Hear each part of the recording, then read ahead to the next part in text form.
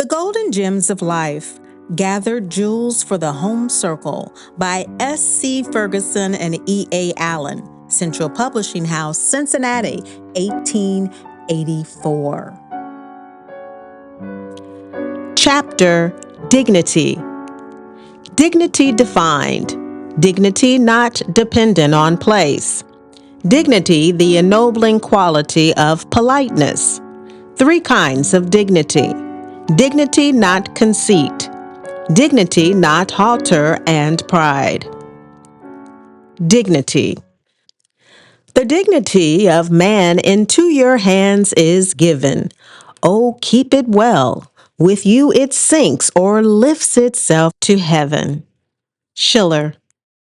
Dignity denotes that property of mien and carriage which is appropriate to the different walks and ranks of life. In regard to our intercourse with men, we should often reflect not only whether our conduct is proper and correct, but whether it is urbane and dignified. Dignity of carriage is nearly always associated with high endowments.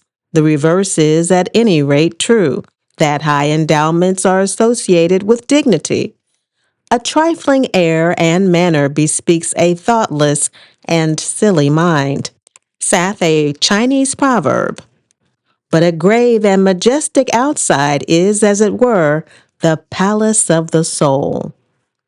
True dignity is never gained by place, and never lost when honors are withdrawn. There may be dignity in a hovel, as well as in a court. In one who depends on the sweat of his brow, as well as one who is placed, by reason of his wealth, in a position of independence. In all ranks and classes, it is equally acceptable and worthy of esteem. True dignity is without arms. It does not deal in vain and ostentatious parade. In proportion as we gratify our own self-esteem by a love of display, we commonly forfeit to the same degree the respect of those whose good opinion is worth possessing. A dignified manner is not necessarily an imposing manner, for true dignity is but the outward expression of inherent worth of character. But an imposing manner is generally ostentatious in degree, and as such may be taken as an evidence of imposition. That dignity which seeks to make an ostentatious display is often only a veil between us and the real truth of things. It is only the false mask of appearance put on to conceal inherent defects. The ennobling quality of all politeness is dignity. Have you not noticed that there are some persons who possess an inexpressible charm of manner, a something which attracts our love instantaneously, when they have neither wealth, position, nor talents?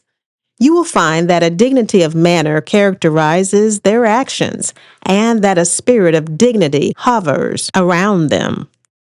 On the other hand, have you not seen persons of wealth who were surrounded by luxury and all the comforts of affluence, yet in lacking a spirit of dignity, lacked the essential to render their lives influential for good? Where there is an inherent want of dignity in the character, how many distinguished and even noble acquisitions are required to supply its place? But when a natural dignity of character exists, what a prepossession does it enlist in its favor, and with how few substantial and real excellencies are we able to pass creditably through the world? There are three kinds of dignity which either adorn or deface human character. There is the dignity of etiquette and good manners, which is often of an artificial kind and is a creature of rules and ceremonies, and not of the heart.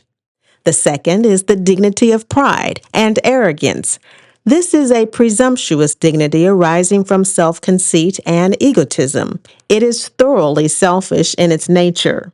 It is more a spirit of haughtiness and cold reserve than of true dignity. Then there is the dignity of compassion and kindness. This is that true dignity that ennobles life. It arises not from selfishness, but from kindness of heart and from a sense of the importance of life. Some men find it almost impossible to discover the line which separates dignity from conceit. Dignity is a splendid personal quality if it be of the right sort. To possess it is to be above meanness, above cringing, above anything that is low and unseemly. It holds up its head, even among poverty and outward shabbiness, and looks the world bravely in the face. It is innate manliness that outward garb cannot change. But conceit is a very different quality, and its possessor is very far from being dignified, though he doubtlessly considers himself to be so. He looks upon himself as the grand center of his social system, and upon all others as satellites whose particular business is to revolve around him. The assumption may not take shape in words, but it comes out in his manner all the same. Let him undertake to be amiable, and there is a sort of royal condescension. He takes the attitude of stooping rather than that of one reaching out friendly hands to his equals. All this would be offensive and somewhat exasperating were it not ridiculous. But we laugh in charitable good nature and pity his absurdities. There is little use in trying to point them out to him. He is so hoodwinked by his overshadowing self-esteem that he cannot see. True dignity does not consist in haughty self-assurance.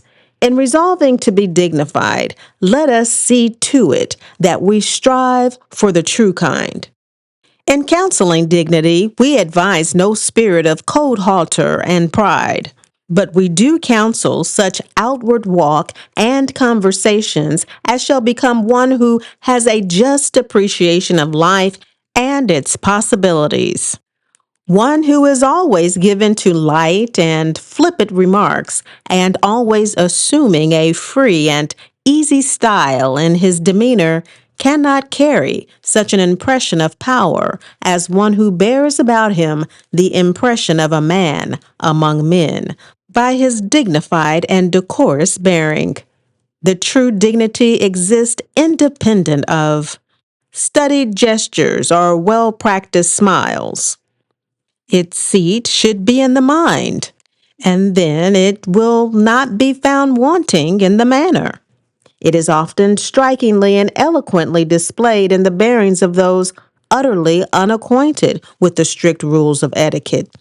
If one has a modest consciousness of his own worth and a sincere desire to be of worth to others, he must necessarily display true dignity in his manner and bearing towards others.